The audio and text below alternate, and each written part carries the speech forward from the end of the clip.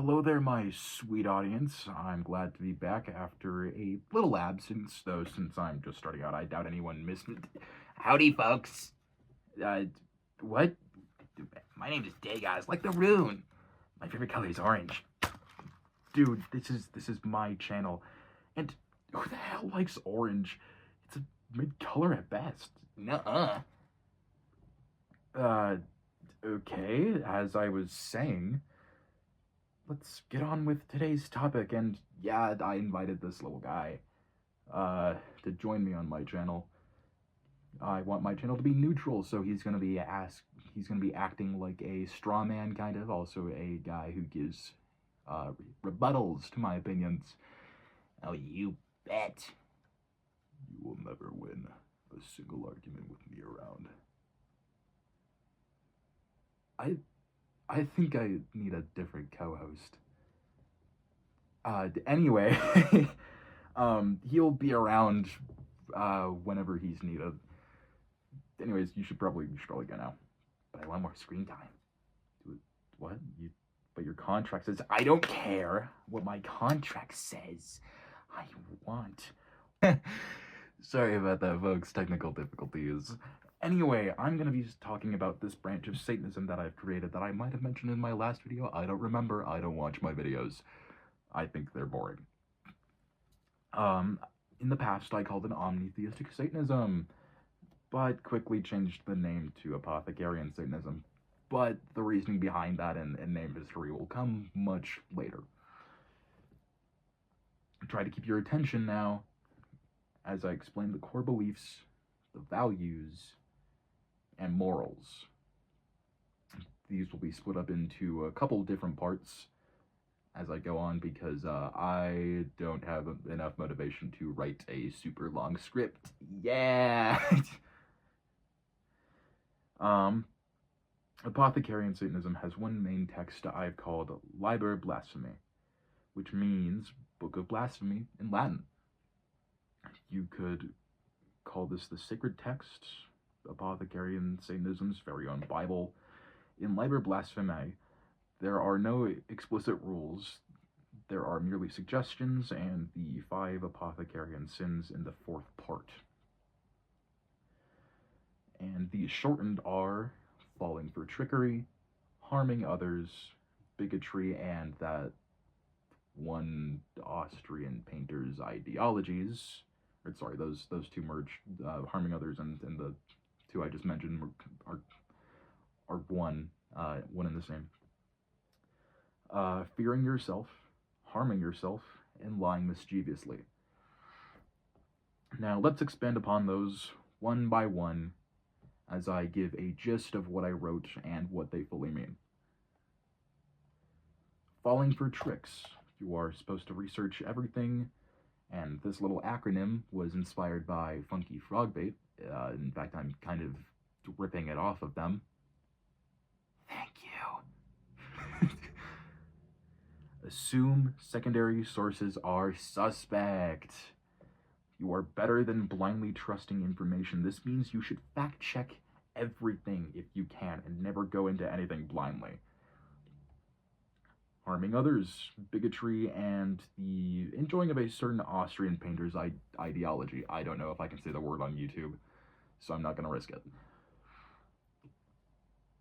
You shouldn't needlessly harm others, especially if you can't stand them for something that they can't even control to begin with. And don't even start with like oh, being gay's a choice. It's not. It really isn't.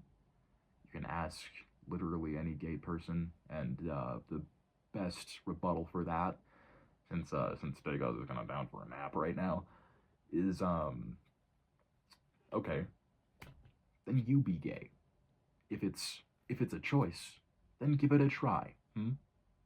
You're gonna find it real difficult unless you're in the closet. Gay people aren't the issue. Jewish people aren't the issue. The issue is people who hate them for being these things, for being gay, for being trans, for being Jewish, for being black, etc. But the thing is, I believe that it's fair to harm people when you need to, when it's absolutely necessary, like self-defense. If you're vengeful and that's just your sense of justice, and you're doing it for a good reason. Or if you need to survive. Now, fearing yourself, in Apothecarian Satanism, you are free to worship whatever deity you want. That doesn't really matter. However, you shouldn't worship a deity that calls them to worship you. You should be worshiping of your own volition. I'll go into the differences of worshiping and working with on a later date, but the only thing you should be straight up worshiping is yourself, the individual, you. And you shouldn't be afraid of what you want. You shouldn't be afraid of, like, oh, if I want this, then people are gonna think I'm weird or something. So, who cares what they think? Want it. Get it. Life is too short to be freaking out about like what your friends might think if you're like a furry or something. That doesn't matter. Go be who you want to be. And if your wants seem evil, or if you're not really sure if they seem evil or not, or maybe you just feel a little confused, then that is when you start to research them. You research your very own ideas, see if other people maybe had the same ideas by talking with your peers, maybe.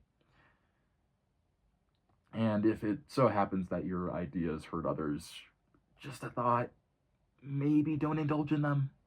You know, I feel like that's pretty self-explanatory. It's just common sense, right? Don't hurt people. Speaking of hurting people, you shouldn't hurt yourself either. You shouldn't do that, not at all, not in any way, shape, or form. That is terrible to do. You shouldn't do it with narcotics, especially. Avoid the fruit punch bowl at parties. That is true advice. I'm not speaking from experience, but that is very important advice. You can, like, drink and stuff, but you shouldn't smoke anything, even if it's, like, you know, or do anything way too much to the point you become reliant on it. Jeez. Like caffeine. Don't rely on Monster to get you through the day. Rely on a better sleep schedule, and if you can't get a better sleep schedule, then, buddy, you need to get that checked. Simple as that. You should probably just indulge responsibly. Stay away from the hard stuff, and if you are already indulging in the hard stuff, then I ask you to please go and seek help. It's not good for you. It's gonna end you pretty quickly, and I'm sure most people who indulge in that kind of thing are aware. And lastly, but definitely very important, is lying mischievously. You shouldn't believe in misinformation, and you shouldn't spread it either. Misinformation can cause wars. It can ruin lives. It's a brutal weapon that can be used to be crueler than the atomic bomb if you do it just right. Now, please know that it's perfectly okay to lie to save your skin. Telling a little white lie or two isn't gonna hurt anybody. Like, let's say you're a part of a group that your family doesn't really like. And you need to lie about that in order to not get kicked out. Many children have to face this, and it's really, really sad. So I don't see the harm in lying to save your own skin. You shouldn't lie to hurt others. You should lie in order to protect yourself. It's basic self-preservation, in my opinion. Anyways, I hope that was all comprehensive. That's about all the time I have for now. Hail thyself, stay safe, and keep sinning too, you gorgeous, gorgeous being. Bye-bye.